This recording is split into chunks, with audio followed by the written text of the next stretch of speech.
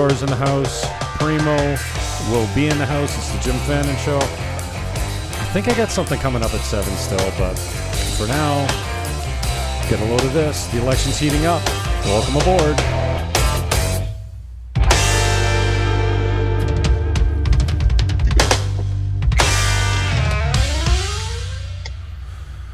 And the house band is Jay Beatty and the boys. Peter, thank you for taking the time. I'm sitting with Sandor. Sandor, thank you for your mic there, man. Is it live? Hey, how you doing? Yeah, I don't know. Do you seem like you're low? I'll turn you up a little bit. Hello there. Oh, and I guess I should get. Is Peter on? No, Peter's on the line. I haven't gone to him yet. Let me. Are we going to Peter? Yes, we're going to Peter. Settle down. I want to get the cameras up. All right, I'll figure the cameras up later. Let's get to. Can you rotate your monitor so I can see our handsome guest? Is that possible? No. Okay, we're going straight audio. Yeah. I can't get his facial reactions. I need. What are you asking me this for now? My goodness. My God. Last time I could see the screen. Stop I got my own screen my, this time my as well. guest's time, man. Oh. Well. All right, let's do this. Peter. He can't even hear us.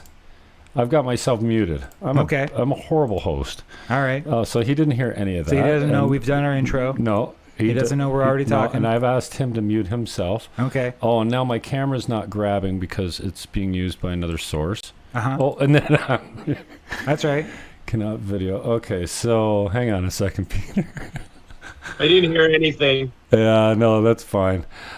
Peter, stay with me for 1 second here while I try and figure out. I grabbed my camera and then here we go. Okay, so this is better. All right, 1 second, Peter. Sorry, technical difficulties in the booth. Not with you.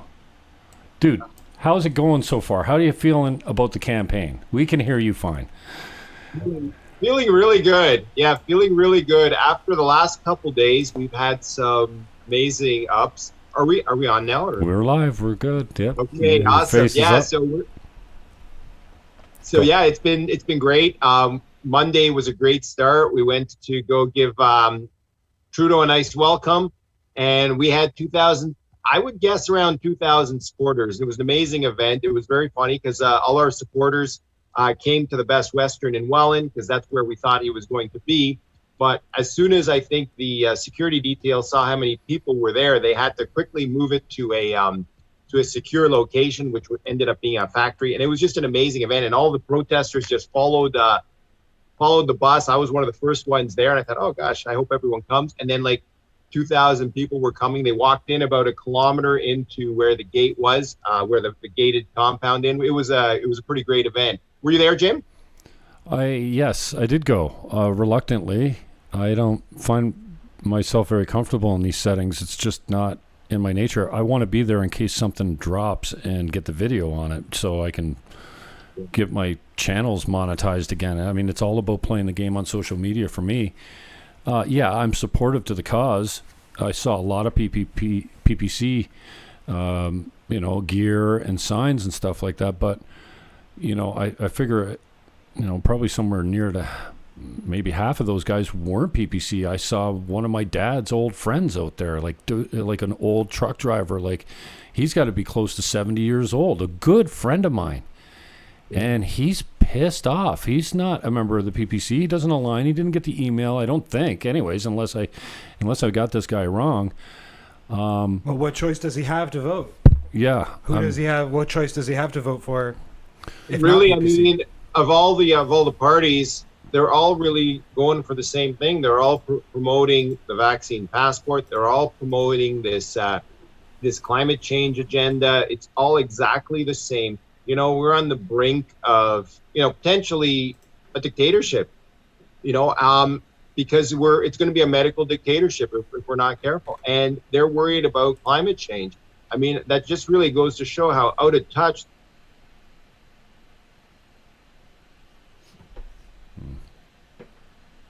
Did we lose audio? Yeah, you put yourself on mute, Peter. Yeah, there you go. Yeah, we just missed the last out of touch. Go ahead. So yeah, we're really a great for those people who are really out of or don't have that opportunity and are just coming into the political scene, because we're getting a lot of people who have never voted before, and they're interested in what the PPC has to offer, because they've lost hope in the whole political process. But now that they've seen what we stand for, a lot of those people are coming on, and they're starting to realize that actually we're something different. Dude, you know, when I first saw the representation, I was a little concerned, because you don't, like, I mean, we know what it's like to be tagged as radicals, because we've got people around them that are doing things that we don't support. What are your feelings on being, like, everyone's saying these are PPC protests, basically? Yeah, so it turns out that a lot of the people that come to these protests are PPC supporters. I have absolutely no apprehension about going to these protests and going to these things, because I don't have a seat in politics. Where else am I going to have a voice to speak out against what's happening? This is the only opportunity I have to speak out against the government. I mean, hopefully that'll change on September 21st, and hopefully I will have a voice in Parliament. But really, I have no problem to support the people in this way. The fact that it was boisterous and there was some naughty language, you know, that's going to happen. I mean, people are angry. Their lives have been turned upside down for 18 months. They've been locked down. So a lot of people have lost their businesses. You know, if there's the odd expletive here and there, I think people would understand. You know, the fact that there was in London, somebody threw some pebbles at Trudeau, you know, that's not to be condoned, that's for sure. That was unfortunate, but, you know, it happened. I mean, all we can do is going forward is try to let people know that that's not what we want to present ourselves at. We want to present ourselves as a positive change, a positive solution. Amen.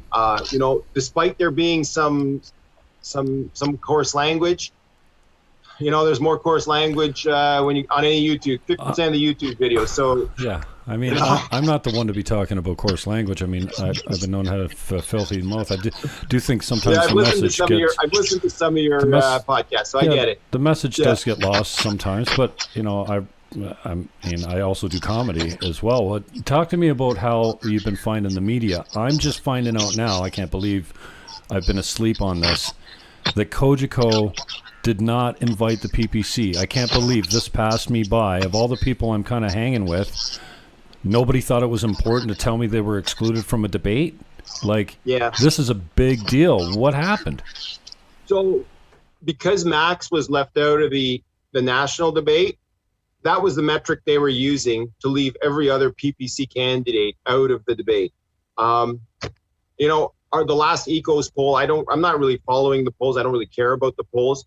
But we were at 10%, the last Ecos poll on September 7th. And that's a mainstream poll. So you got to know that that's going to be skewed as well in favor of potentially the Liberals and the Conservatives. But really, 10%, I mean, that's a decent amount of people who are backing us. And they should be able to hear our message. And that was unfortunate that Cogeco decided to do that. I sent them a few emails. They were not interested in listening to our reasoning. They made up their mind, and that was that. But which is not really, actually, which is typical, really, which is... But wait a second, Peter, just let me interrupt. The hypocrisy of letting Carrie Porter fill in for an NDP candidate. She's not even a nominated candidate anywhere. Oh, no, this is a different debate. Okay, no, it's not. That wasn't Cogeco. So, yeah, my bad. But yeah, the Carrie, debate with Carrie Porter, do you know where, if it's online for us to see? That was definitely one of the, that was a debate. That was the Lake Report. They hosted a debate, and Carrie Porter sat in for Brian Barker. Now, the Lake Report, they made the call that, okay, because Brian Barker was coming down with COVID symptoms, he had to go for a test, and so he didn't want to come, and he didn't want to risk infecting everybody at the event.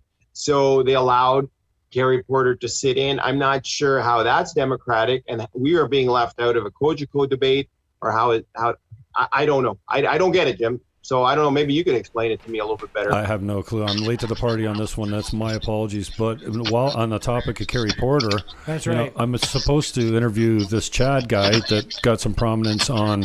We're getting a lot of feedback when I talk on your system there. I thought he was in Vancouver. He was making some traction on TikTok. I think he's well spoken. I met him at the event.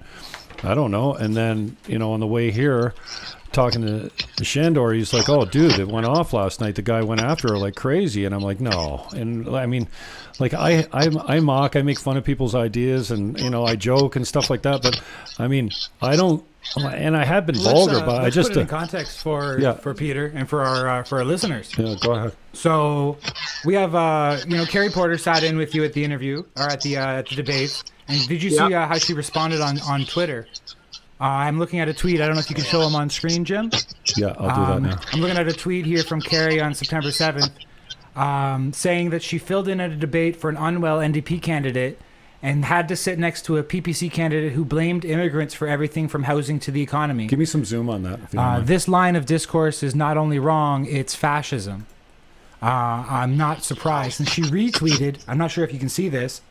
No, he can't. She retweeted the story of a Sikh man who was killed in Nova Scotia, and so she actually attached your existence to this murder, which to me is completely outrageous and offensive.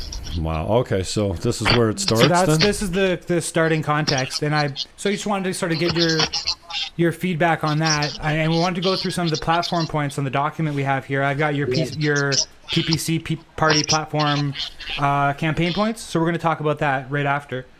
So I mean, your response to this accusation that you blamed immigrants for everything from housing to the economy, and of course to the accusation of fascism. Well, I mean, I was trying to use common sense to this whole event, to this whole debate, saying that really we have unsustainable immigration. I mean, I think it's still okay to have different opinions in this country. And in fact, when somebody just cancels you and calls you a fascist, I'm not sure how we can have a constructive debate after that. If she said, if she made a point specific to where we stand, then we can probably have a discussion. But to have it just accuse someone of being a fascist when that's absolutely the furthest thing from the truth, we believe we need to have immigration that is sustainable. Our housing is, it's just common sense. When Canada obligates itself to provide housing to refugees, well, of course, the people who are here are going to be left out. We got to take care of our own first. I mean, I got an email this morning of a 27-year-old woman who is being deported.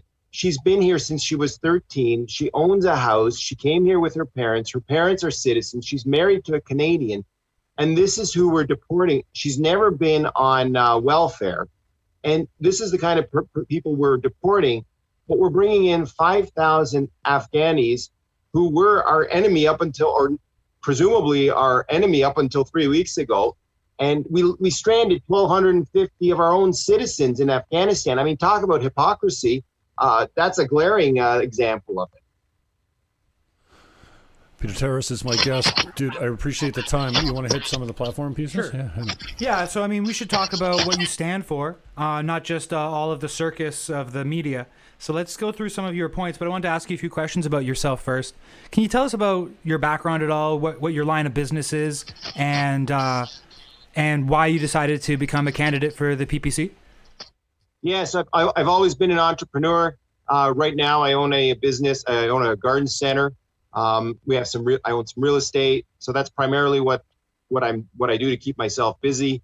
But I got into this because there was nobody else that was standing up for a different point of view.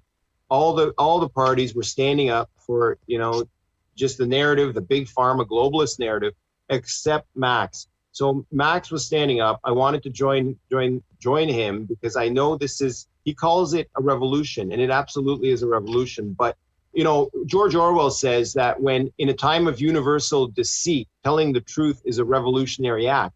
That's what it seems like now, that when we tell the truth, we're subversive because of that. And I want to be an instrument of the change that we're seeing right now. We're seeing a lot of people, we're seeing a lot of momentum, we're seeing a lot of people who are getting behind us because it's just good common sense.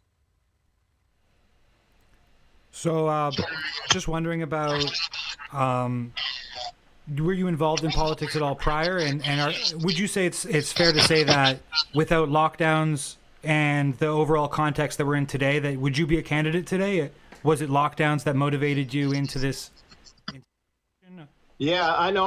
I wanted to be left alone by my government. Basically, I had no interest in really getting into politics. I was not striving for it. I wasn't involved in in any political party. But I wasn't being left alone by my government. They were not giving me an option. So they've sort of pulled me into this fight, not because I wanted to, but because I felt I had no option, and I felt that no one else, if I don't stand up, then who? So I got into it for that reason. How would you describe yourself before the PPC? Like, where did you align yourself? I grew up in the Green Party. You know, I was a lefty for a long time and got red-pilled in 2015. Where did your kind of political leanings go to before the PPC came along? Yeah, I was always a conservative. So I was always a conservative. I was somewhat involved with the Conservative Party when Harper was around. But when Scheer came in, I really lost complete interest in the party. I found it being no longer holding conservative principles. So I dropped away from the Conservative Party at that point. And then I started, once Max came on the scene at the last election, he was still very new, but now I can see that he's the real deal, and he really walks the walk and talks the talk. So I believe in him. I appreciate his lack of care, for lack of a better term. He doesn't care about the polls. He's got his principles. The policy is the policy. I like that he's open to electoral reform or proportional representation maybe the next time around. He didn't want to touch anything that required a constitutional amendment this time around. I get that, but I think he missed an opportunity on that point, because there's a lot of conservatives out there that want electoral reform, that don't want the majority government elected with 35% of the votes. I mean, I don't know your feelings on that, or whether you've even broached the space, because it's not in your platform, but it definitely allies with everything that you guys agree with. Yeah, so I mean, right now I think we've got bigger fish to fry than that. I mean, that is an issue for sure. But if we lose our country, and we have a country that becomes a medical dictatorship where there's two classes of citizens, then having a different electoral system may not even matter anymore if we're treating each other as just sources of contagion or spreaders of disease, rather than with human dignity. So we got to go back to the basics of freedom, fairness, personal responsibility, and respect. And if we stick with those four principles, our platform will develop. But if Max sees a poll that says if we change our platform completely, we'll gain more support, he won't do it. He says that's not how it works. He believes in these ideas. He's a man of principle, and that's why I'm believing in him, and that's why I'm following, because I believe myself to be that way as well. Cool. Tell us about the Purple Wave. Tell us about the support that you've seen, the transition from conservative supporters and volunteers coming over your way. And dude, I mean, you're raising some decent money this time around, man. This is not a small school campaign. Tell us about the support that you've received, and how has it been surprising for you? Well, it has. So I'll tell you about where it started. So I have, at my business, I have a garden center, and I was never wearing a mask. So the bylaw would come around, and say, hey, why aren't you wearing your mask? And I would explain to them what my rights are. And I had the mask law right on my door, and I pointed it out to them that there are exceptions, and I'm claiming them. And so they would come around, and we had an event at our greenhouse on May 23rd. And a couple days before the event, the bylaw officers came by with a letter saying that, hey, if I have this event, they're gonna give me $100,000 fine or up to a year in jail.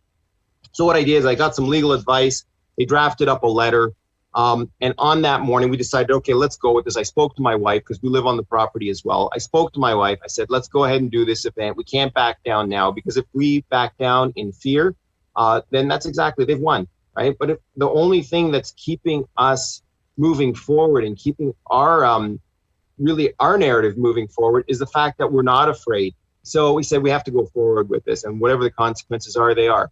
And so we drafted up a letter that the morning of the event, we sent to the Chief of Police of the Niagara Regional Police, the Mayor of Fort Erie, the Attorney General of Ontario, the Attorney General of Canada, and the raconteur at the UN who deals with international human rights violations.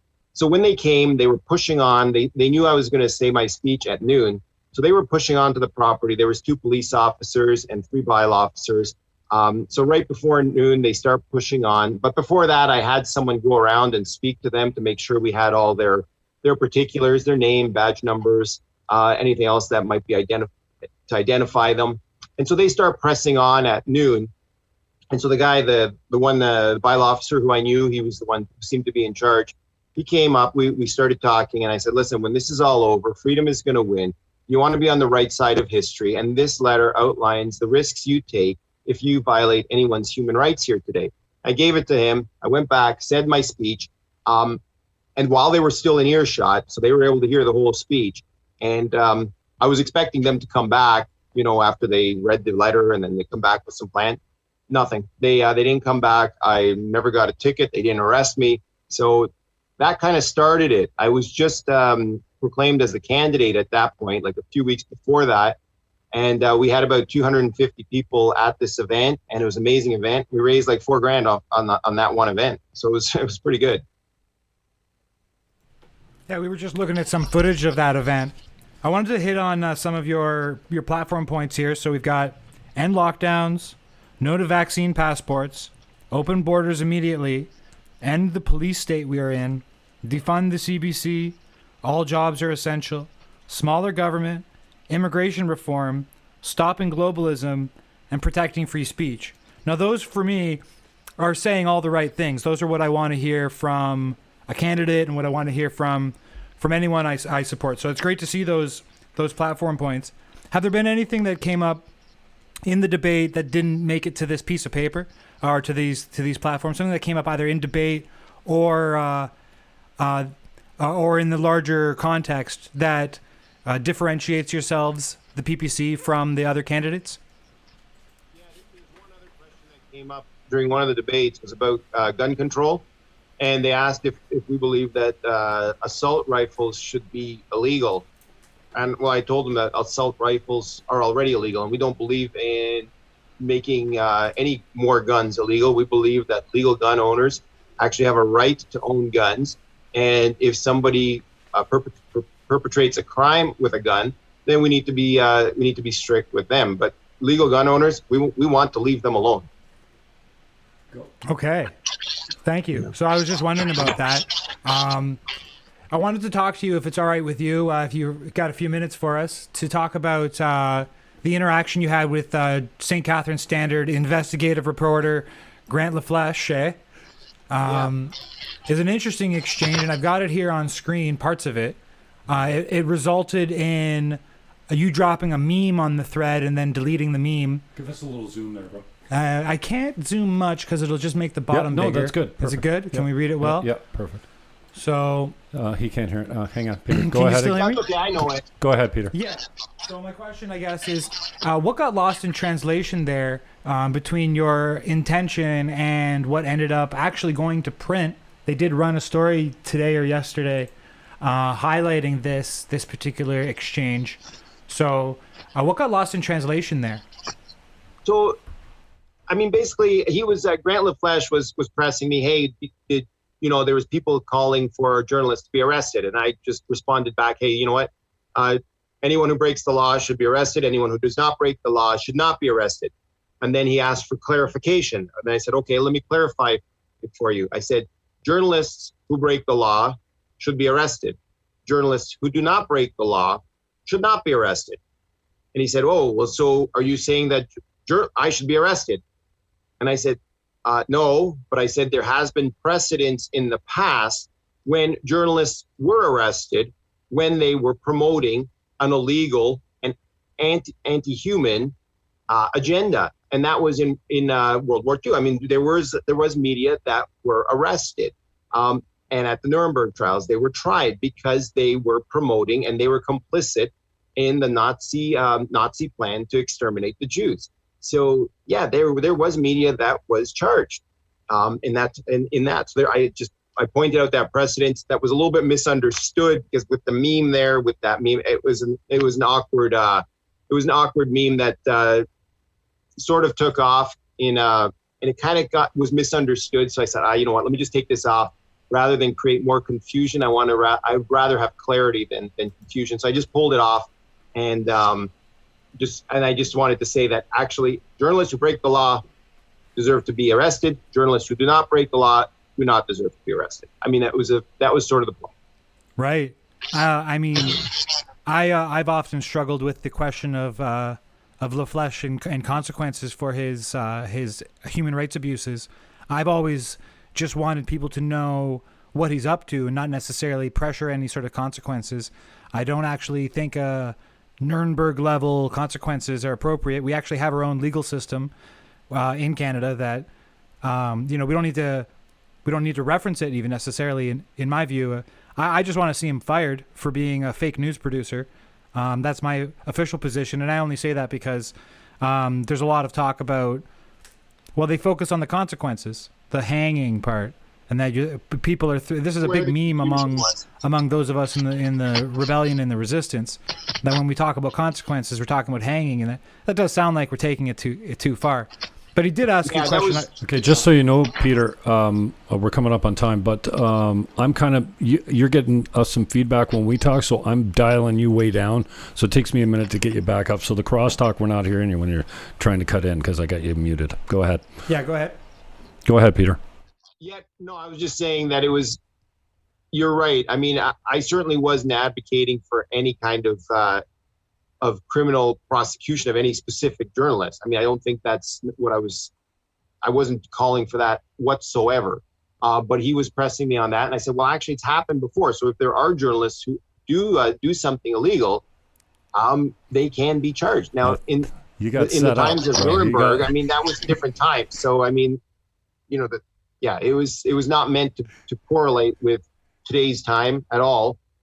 But, it was awkward, so I just removed it. Now, we're just saying off because I'm riding the mics here. You kind of fell into that trap, Peter. You won't do that again. But I mean, LaFlèche is quite a boxer. He set you up. Well, I want to talk about 1984. But I'm glad you're in the club now. I'm glad you're one of us. 1984, George Orwell's seminal novel. One of the most important novels of my life. Certainly, I read it 3 times. I read it in high school, and I read it twice afterwards. I read it in the 9/11 context, and I haven't needed to read it since I know it very well. LaFlèche bristles at the accusations that current affairs are in any way representative of Oceania, of Big Brother society. When I started protesting in August last year, my first sign was 2 + 2 = 4. That was my statement. That was my public statement. And in the newspaper, I was mocked for it by Grant LaFlèche, who claimed that if we did live in a Big Brother type society, that protests such as that would result in rendition.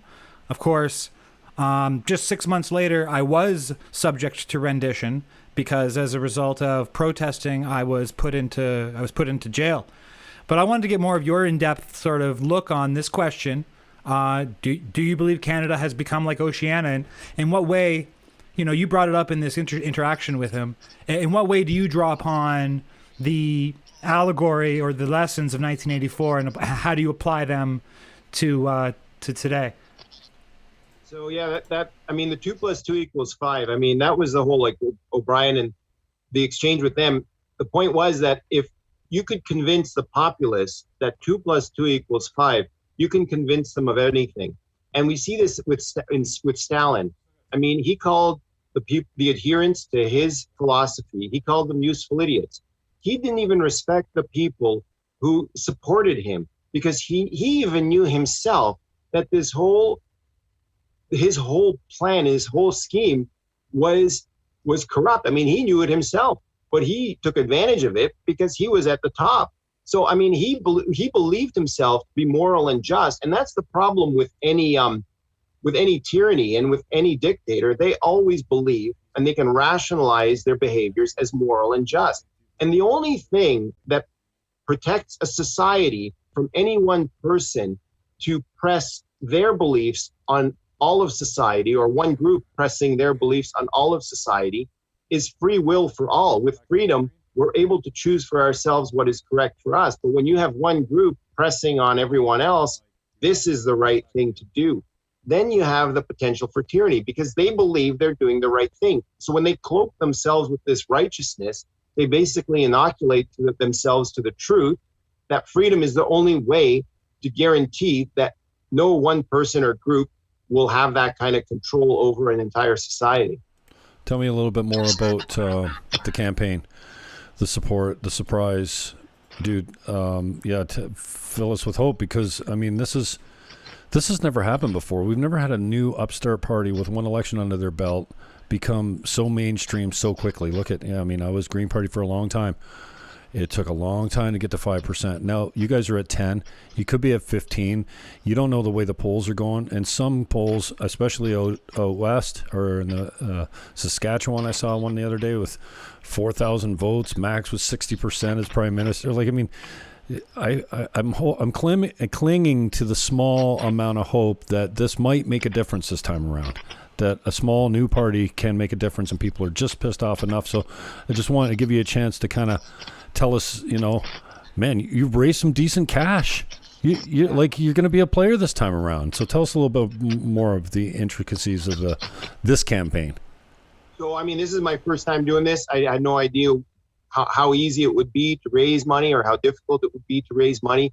I mean, as an example, in the last federal election, the NDP had $20,000 for their election. So far, we've got 43. It's going to be public knowledge soon, so I'm fine to share it. But we're doing really well from that perspective. How that's going to translate into votes on election day, I have no idea. But I know a lot of people are requesting signs. We have a lot of signs on public property. We have a lot of people who used to be conservative who are really backing us now, really saying that, these are the conservative principles that I always believed in. And I've never changed. It's the Conservative Party that has changed, and the Liberal Party has changed even more. I mean, the Green Party is now, they're advocating for universal basic income. The NDP, I mean, their leader, he admired Fidel Castro and his form of government. So what are we left with? We're left with one party, the PPC, who actually believes freedom is important. So we're getting a lot of support, I think, for that one reason. I mean, I think that's the biggest one. We'll see on election day. We're going to keep pressing. I mean, I'm not even interested in the polls. I don't really care because I'm not really win or lose. We've already won because people are talking about our ideas. So, amen to that. Just to let you wrap it up with a final statement, and if you could leave us with a little bit of hope for those of us that are black-pilled and feel hopeless against the system, just a closing statement for you. No, this is it. We've got a chance to make a difference now.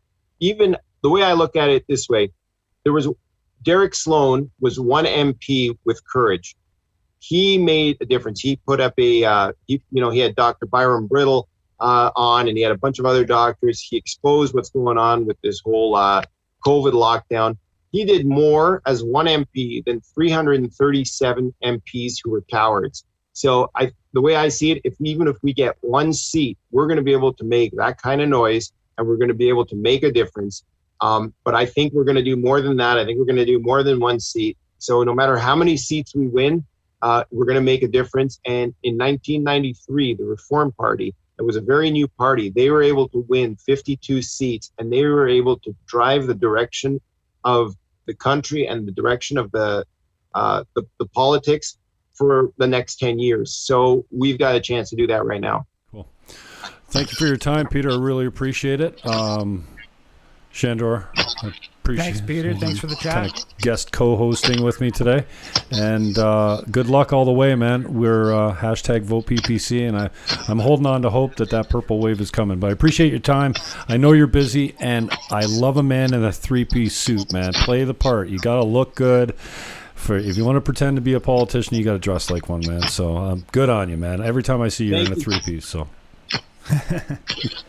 Thank you, Jim. Thank you, Sandor. All right, we'll talk soon. Thanks for the time again. Bye-bye. All right, peace.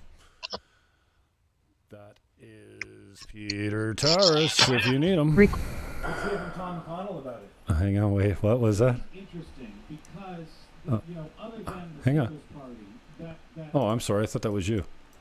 What's this? it is interesting. Hang on. because, I got to get to that screen, dude. Other than the People's Party, I thought it was you talking. that Trying to get you all mic'd of up the here. major parties, right? The conservative difference is not much from the liberal difference.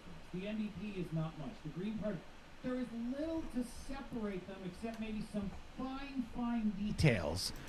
Isn't that the truth? Can you rewind that again? You want to play it again? Full Tom screen. McConnell. There's Grant LaFleche listening in to Tom McConnell. Oh, this is one of your clips. Okay, so It is interesting because other than the People's Party, that all of the major parties, right? The Conservative difference is not much from the Liberal difference. The NDP is not much. The Green Party, there is little to separate them except maybe some fine details. It is interesting. We back up? Oh, that's good. Yeah, we're back. That is, well, thank you, Tom. Thanks, Tom. We don't have to do it That's right. for ourselves Here we now. go. Little bitty difference. That's the difference between all the political parties right there. Yeah. Oh, Lordy. Really, the political party, the Uniparty, have given us really no choice except to support the PPC. I mean, for me, I'd be kind of almost a single issue voter at this point for this election. And really the issue that Justin Trudeau said that the election exists for. And he said that the answer to tyranny is democracy, that if you don't like vaccine passports, vote against him. And that's what we intend to do, of course. Shut up. What's that sound? What's going on? That's me. Sorry, I just opened the room. I don't know why this thing talks. That's to me all all right. the time. So, Jim Fannon Show, we got Rob Primo coming up. Rob Primo, my homie, all our homies really, the homie of Niagara. I've got here on the WTF page, our event, no Great Reset. Open image in new tab so we can see it nice and big. There we go. This Saturday from 1 till 3 at Montebello Park. No Great Reset. No segregation, no lockdowns, no coercion, no lies. This is an independent, non-partisan event. And I'll be quite honest, while a lot of people are hoping for a purple wave, I'm not holding my breath. Sure, I'll go to the voting booth, but I'm not necessarily going to be surprised if it doesn't turn out with the kind of results we might hope for. In fact, I'm counting on it, that it not really being much in the voter booth, and instead, I really do take and I always have taken the Chris Guy approach. A united non-compliance comes first. To me, politics is downstream from culture, and really we need to be focusing most of our efforts on winning the culture wars in order to even have a chance at the political wars. I mean, that's just my view. And right now, the culture war is a great reset. So we're going to, at the event, raise awareness about it and speak against segregation, against lockdowns, against coercion and lies, which I think we've all experienced a lot of it. And so hopefully we'll talk to Rob Primo in about 2 minutes about that. 2 minutes? Is he coming up? I thought I sent him the link, but apparently... Did you get him the link? I just sent him the link now. We got the link coming up. In the few minutes before we get Rob up. Hey, you're not the only one in the park on Sunday, huh? On Saturday. Saturday. That's right. Also Saturday, at 4 p.m. Saturday. That's right. I might as well. At 4 p.m., there's also a picnic and parade for solidarity for those who are against segregation, V-passes, lockdowns, masks, etc. Although everyone is invited, vaccinated, masked. You are welcome. Hopefully everyone will be nice to each other. That's really the policy I have, is to be nice to everyone, and hopefully everyone's nice to each other. And then PPC event there too. So there's a bunch of events in the park on the same day. No, the PPC event is Sunday. Oh, is it? That is the Sunday one, if I'm not mistaken. Yeah. So good. I'm glad we talked. There we go. As you may or may not know, I am forbidden by bail conditions to speak into a megaphone or even be 15 meters within a megaphone. So there is a 90% chance that I will be arrested just for attending this event on Saturday. Wow. I am the special one, the only one who is under those bail conditions currently in Niagara. Although there are 2 others, but they no longer reside in Niagara and won't be attending. I am the last of the Mohicans, or whatever. I'm the last Highlander, maybe? Let's go with the Highlander reference instead. Okay? So the Highlander will be there. They will try to decapitate me, I'm guessing. I'm going to try to avoid it.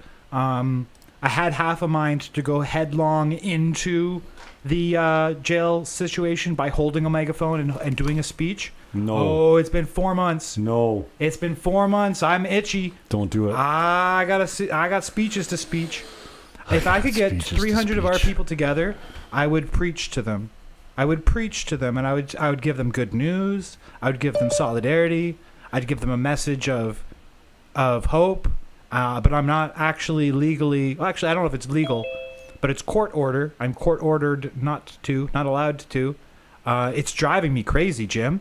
Thank goodness for Jim Fannon for providing an outlet to someone such as myself, and many of us, including. Do we have him on the line?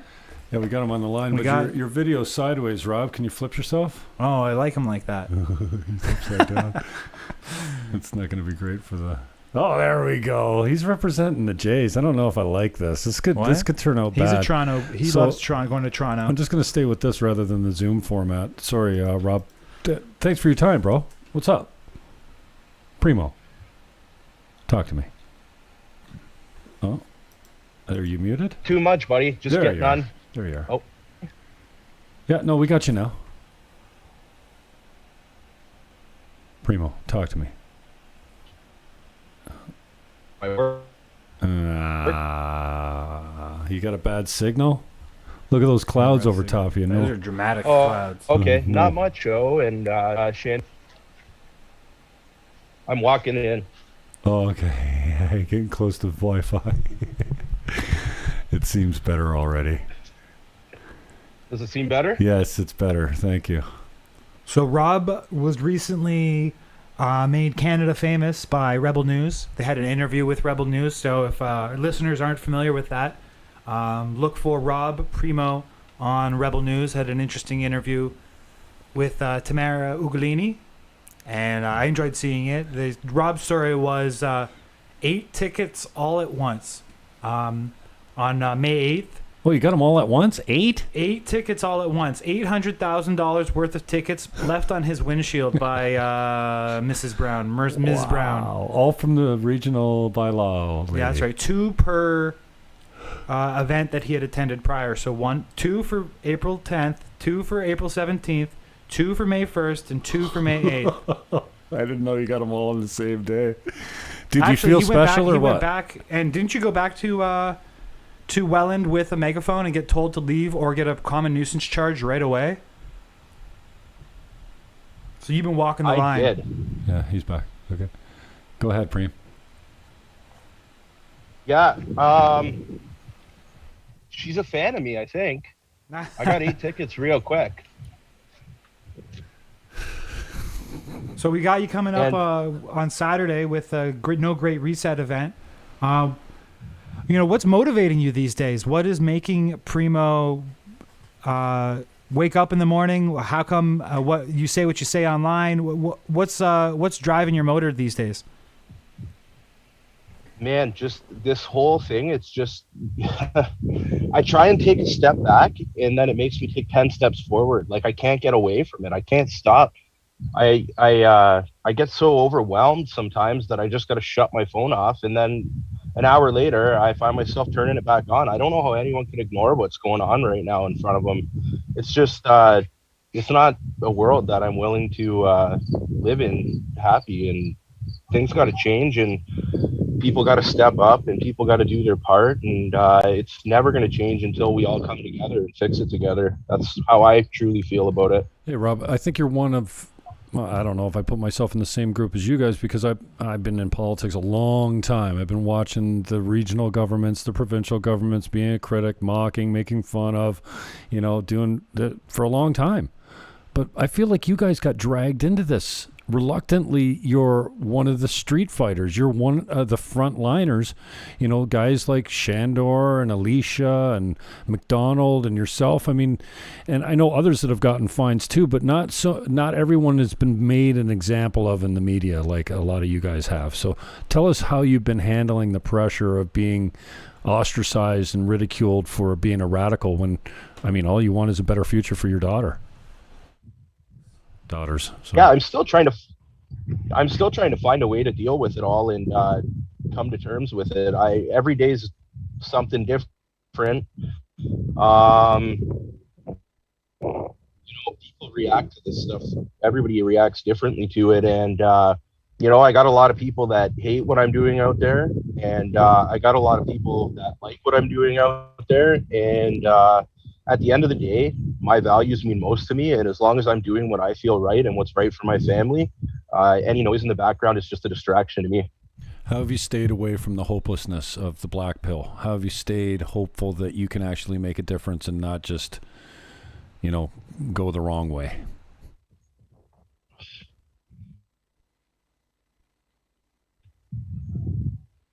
I don't know, man. I just don't see any other options. I don't see any other way out of this. I don't, like you said, I kind of just got dragged into this. This isn't something I want to be doing at all.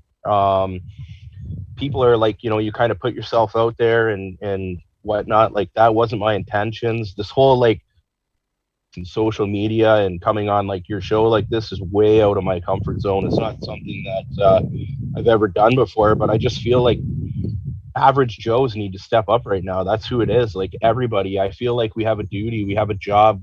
We need to educate people. We need to try and find ways to explain things to them, just not give up and find the right ways to present things to them. I think this weekend's event, putting on there, anti-mask, if you wear a mask, if you take the vaccine and whatnot, come on out. Like, that's not what it's about. That's not what it was ever about. Media's really made it look like that's what it's about. And, one thing I've learned from this whole experience that I really didn't know is I cannot believe the power that mainstream media holds. I really didn't know how powerful they were. Dude, I can echo that sentiment exactly. I didn't know also that so many people would just willingly fall in line, like lemmings off to the slaughter, or whatever it is that follows whatever to the slaughter. I mean, and then I look at CNN now and it's pure entertainment to me. It's ridiculous, but CNN wasn't always like that. The Green Party and the left, the radical left, weren't always. I don't know, Jim. They weren't always that crazy Which network left. promoted the Iraq War? Well, I mean, they weren't so obviously biased. I mean, I to me anyway. So I'm with you there, Primo. Go ahead, Sandor. Well, I'll answer your question about the black pill, Rob, and I think it might apply to Jim, and I think it might apply to Rob as well. And that's there isn't much of a choice, and you look at the kids' faces, and you realize how innocent they are, and how much potential they have, and how much they deserve. I mean, I don't deserve jack shit, and neither do you, Jim, and neither does Rob. But the kids actually do deserve, like, a full life and freedom. So the only thing keeping me from blackpilling and giving up is the fact that I'm a parent, I think. Yeah, I come from the school of thought, like, we don't deserve anything. We've earned it. We've earned the right for our kids to grow up in a free society. We've earned that. We paid in sweat and toil from whatever, and partly through activism now, I guess, is the only way. But I feel like we're not entitled. Well, the kids are a different thing because they're innocent. They don't have any crimes on their soul yet. That's right. That's my point. Something I could share that really opened my eyes a lot to what our government has put our children through is at the end of the last school year, which we all know wasn't a full school year. It was yanking kids in, yanking them out, giving them no structure, no stability, everything kids need to thrive on. We stripped that from them. And at the end of the year, I get this little email from my daughter's teacher, and she says, if I come by your house, like, you send the address in and that, and I have like a little gift to drop off and whatnot. And I said to her, yeah, absolutely. And of course, the next email was, can you make sure, you put a mask on your child? And my answer was, of course, absolutely not. Like, you don't get to come to my house and tell me to put a mask on and come outside. And it's just not how I roll. But anyways, the look on my daughter's face when she loved her teacher, absolutely loved her. And the teacher came, knocked on the door. And when she came outside, she was like, go away. and then like she started like there was so much mixed emotion that a child just can't even handle the way she was feeling. Like she was so happy to see her teacher, but at the same time she was so resentful because she doesn't understand why she's getting yanked in and out of school, and she doesn't understand all these rules, and she doesn't understand why she's got to stand 5 feet away from her other friend, and why she can't high five them, and why she's got to keep washing her hands every couple of minutes. We have failed our youth, man. Kids should not have any idea about what's going on right now. And we as parents should be doing everything to get them away from that. There is not a big risk to children. We know that now. Testify. Yeah, I hope that remains, because the way viruses work is they morph, right? They do anything to stay alive, and they lessen Viruses in aren't severity. alive. They lessen in severity, but then they increase in transmissibility, and then they try and work around vaccines and all this kind of stuff. I'm not convinced that the Delta variant wasn't created by the vaccine, but I don't know. It's a biologist or whatever, but maybe that gets you tossed from YouTube too. But I had this horror story play over in my mind that, well, what's going to be left once the population that has contracted it's run through herd immunity, all that's going to be left are the kids. So then what? Like, I hope this doesn't turn into something like, oh no, now this new variant is just affecting kids. That's, oh my God, I don't know how I'd handle that. But. Well, the media variant is definitely targeting the kids on every aspect. And, I know. And I got to say, I mean, Rob, your kids are really in the very, very precious years.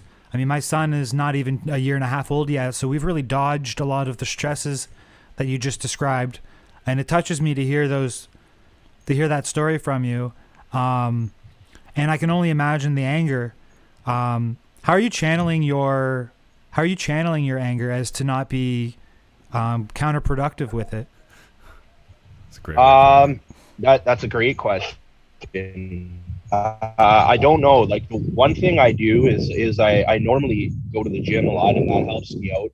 But I've had a lot of days lately where I just can't get into it at all, and I haven't even gone in a week. And now these announcements of the vaccine passport, and that I know firsthand, there's no way that I'm going to stand for that, and I'm just going to walk right in the gym and sit down and start working out. But I dread that I have to go and do that, and I hate that.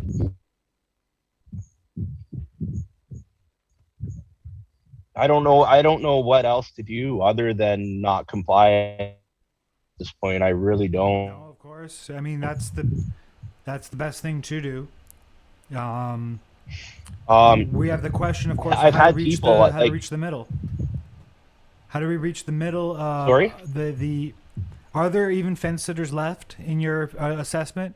Do you think that the persuasion has already been accomplished, or do you see people still, as they say, waking up, even though maybe 6 months ago they wouldn't have? Do you think people are still waking up, or have the lines been drawn? You know what? I really do actually think people are waking up, because I put a video out a couple weeks ago about, my main goal right now is to get kids out of masks. Contact me if you want to do this kind of thing. And I'm shit you not, I literally have probably got 1,000 messages over it. Way too overwhelming. Not what I expected at all. I keep forgetting that I'm at it. Like, all these people are adding me, and I'm just letting them add me. That's not usually how I roll on social media. And a lot of people are reaching out. A lot of people want help. A lot of people don't understand how to be the voice for their kid. And I really don't mind showing them, because we all got to learn how to take a stand for kids, because kids can't take a stand for themselves. They're going to sit down if not. And I don't know what kind of universal sign you're sending out to your child by putting a mask over their face. You're essentially just putting your child on mute, and there's a lot of things that kids need to talk about with their parents, and I don't think you're setting a good precedent by covering their mouth with a mask for 8 hours a day. Amen, brother. I want to respect your time. We're just coming up on 3:00. Anything we need to know about? Well, I wanted to ask him. Okay, so go actually, ahead. you were just touching upon it, Rob. Some of your advocacy has included providing paperwork, forms, exemption forms. So, for example, for school-age children in the Are you part of the Catholic School Board here in Niagara, if I'm not mistaken? There are some exemptions available, as well as they're not doing mandatory vaccinations. Is that the case? Yeah, as of I think the post was put out yesterday that they're not going to be enforcing mandatory vaccinations in any Catholic school board. None of the high schools, none of the elementary schools, none of that. So I mean, like, I really think it's going to crumble. You know, you got the police standing up, you got firefighters standing up, you got the TTC union standing up. Everybody just needs to stand up. It's time. You know, we're sitting down. It's time for everybody to stand up together at the same time. That's really what time it is. Everyone's standing up. Why are you still sitting, Jim? The inspirational. Are you standing? Stand up, Rob. Standing up. We're standing up. Rob Primo, thanks so much for joining us. So old, man. Yeah, Primo, what's your I'm proud of you, Facebook? man. I really Rob appreciate everything you're Primo. doing. Yeah, Tune in. it takes all types, and man, you're one of the great leaders. And your connectability and your humility, and even your humor sometimes it gets me over. So I appreciate everything you're doing, brother. Thank you. Much love. How about my spelling? Does that ever get you over? No, I know. I let that go. Yeah, you got a great spirit, Rob. Love you Thanks guys, for being man. a I'll leader in see the you soon. movement. All right, brother. We'll hook up soon. We'll do this in person next time. All right. All right, brother. Stay golden. Love Yeah, you. sounds great, man. All right. Peace out. Take care. Primo, if you Love need you him, too. everyone. Bye. Yep. That's how you do that. Wow. That was There we go. I stood up. He asked me to stand up. stand up, baby. Stand up, people. It's not just a metaphor. Stand up. So, well, thanks for taking it time to watch. What 2:58, right on the We're on getting the good money at this for 1 hour block thing. Yeah, what else we got here? Oh, I tune in 7:00 tonight. I will have I thought I had a much longer show today. Turns out I'm just talking about the abortion law in Texas. Uh-oh. This is the PPC's flyer for Sunday, 2 p.m. in the park at Montebello on Sunday. You can meet Rebecca Road Night Hahn, she goes by, on the ballot. And then Sandor, pull up your stuff. You got it right there. Okay, good. This is where you can see the rest of the crew. Some of the That's crew right. will be Come at on both down. events. Non-partisan event. No Great Reset. So No Great Reset. Do you even know what that is? Maybe we should touch upon that well, soon. tell us a little bit about why you went with. Well, how you picked the target here, because we've had other rallies about freedom, Well, I think we've been following the laser lockdowns, pointer a lot. about masks, and this doesn't. That's right. This is not. We're like cats specific. following a laser pointer. Oh, look, masks. Oh, look, vaccine mandates. Oh, and we chase each little issue around, and we never really get to the heart of the beast. We fight each of the Hydra's heads without actually really getting to the stem of the neck of the Hydra. So for me, Klaus Schwab, the World Economic Forum, the Great Reset is much more on the money and to the point of what our culture war currently rests around. So I intend to raise awareness about the Great Reset. Of course, we have clips of that. We've got Justin Trudeau saying, now is an opportunity for a reset. Yeah. And we've got Chrystia Freeland saying it. And, of course, this ties into the Build Back Better agenda. It really is just a new way to say New World Order. Well, you know what? Somebody just mistakenly said that in Europe. She took the mic. I can't remember in what parliament. Australia. Yeah. Was it Australia? That's the Australian lady. The New World Order. The eyebrows lady. Work. Oh, was it? She's like, well, we'll see how the New World Order goes. I saw a clip of it on Crowder. All right, so here it is for Saturday, 11 to 1 p.m. Oh, sorry, Saturday, September 11th, 1 to 3 p.m., Montebello Park. A day that will live in infamy again. Knew of this. Watch Sandor get arrested with a megaphone in his hand. God, no, I'm not touching a megaphone. Okay. If I'm going to get arrested, it'll be because the you're police. close to one. Yeah, because I'm close to one, and the police have decided to really turn the screw on me. So. And this is Sunday. Meet your PPC candidate in St. Catharines, Rebecca Hahn. Thanks to Sandor. Are we coming back today, Jim? We might come back. We might come back today. Okay. Yeah, thanks for having me, Jim. All right, peace Thanks out. to our guests, Peter and Rob. Good night now. Not supposed to be on screen when I say that.